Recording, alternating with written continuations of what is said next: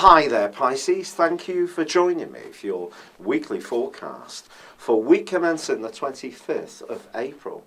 Your professional situation, your worldly interaction, continues to be very much under the astral microscope. Two influences here: Mars, which is about our need to express our individuality and instant gratification, and Saturn, which is all about chipping away for the long term, are both in retrograde and both forging angles with other influences. Mars continues to clash with Neptune, your ruler, in your sign, and will do so through to the end of the first week of May. This is asking you to be very careful in terms of how you interact with the world at large, because if you're not crystal clear, someone influential may feel that you're a bit of a wool gatherer, or you're not being very sincere, or your approach is just purely unrealistic. On the other hand, Saturn, in the same location, is clashing with Jupiter in your sector of relating. And here again, the way you come across to other people is the critical issue. But patience is going to be really important this week. And as you begin this week, there is another influence left over from last time, which is a conjunction between Venus and Uranus. This may have brought about some kind of magical improvement in your financial situation, but equally, money may have suddenly gone out the door too. So things can be in rather a state of flux. But what you can do is turn the imagination, which Uranus is brilliant in a conjunction with Venus, in terms of being a little bit more futuristic or original in your approach to how you manage your resources.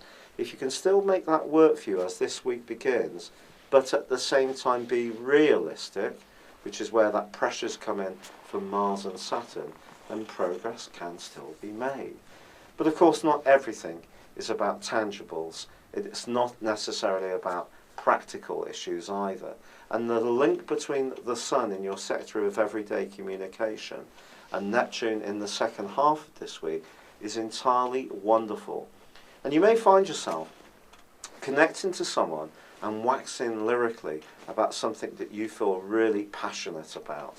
If you are a very creative Pisces, which is often the case, there may be nuances and subtleties that you can bring into a situation, whether it's a discussion or whether it's the way you can visualize or do something to do with the arts, which is really quite magnificent, and that can come to the fore brilliantly in the second half of this week. But you've probably heard that Mercury is entering the second of its annual retrogrades, and this occurs on Thursday. This is going to go on for 21 days. So when it comes to your mode of transport, and it comes to how you communicate with people, just be aware that there is the potential for things to get misunderstood or to go awry, and some of it will be beyond our control. But if you are someone who has a very trusted domestic appliance or piece of digital kit, don't be surprised if one of those things goes on the blink through this 3-week period. But it's also an opportunity to become much more thorough in the way you think about things and explain your ideas. So see this Mercury retrograde in a positive light too. As the week draws to a close, however, Venus moves out of your sector of resources and sensuality into the third solar house. And the way you express yourself is going to become a crucial factor over the next 4 weeks. And just by being that much more diplomatic and in some ways being a little bit more charming in your approach can actually have a very compelling impact on someone you encounter during that time. Don't be surprised if someone does really become captivated by your very way of communicating. It could be your spoken voice, it could be how you sing, it could be how you write. But some talent in these regards can be something that someone is going to be really impressed by in the weeks to come. But the quarter moon on Saturday just suggests that when it comes to everyday communication around you, someone could share something with you that's perhaps a bit naughty, a bit of gossip, and the best way to deal with this is to not get involved.